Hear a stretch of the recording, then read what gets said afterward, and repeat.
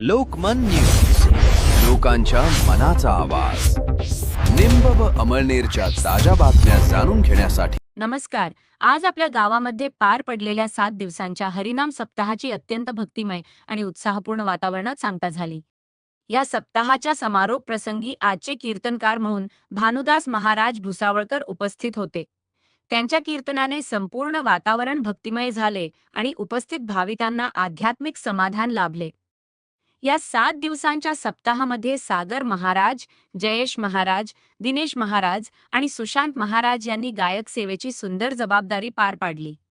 त्यांच्या गोड आणि भावपूर्ण गायनाने सर्वांच्या मनाला स्पर्श केला.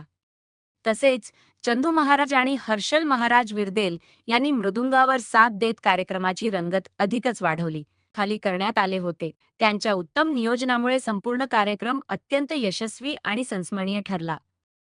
संपूर्ण गावकऱ्यांनी या सप्ताहाचा मनसोक्त आनंद घेतला आणि भक्तिमय वातावरणाचा अनुभव घेतला. अशा प्रकारे हा 7 दिवसांचा हरिनाम सप्ताह आनंदात आणि उत्साहात संपन्न झाला. धन्यवाद. सुतार सरांचे व्याहीगोळा या ठिकाणी आलेले म्हणजे आमच्या भाच्याचे सासरे श्री सुतार साहेब, ते अतिशय हुशार व्यक्तिमत्व आहे. आमच्या नानी गंगा भागीरथी विमलबाई भगवान चौधरी म्हणजे त्यांचे सुपुत्र एक आदर्श मुख्याध्यापक आमचे अनिल बापू या ठिकाणी बसलेले. हे दाते आहेत बरं का. एका वेळेस आम्ही ही दहीहंडी चा मान त्यांना मिळाला निलाव मध्ये, तर त्यांनी एवढं दाप्त करून दिलं की 31,000 मध्ये केलं.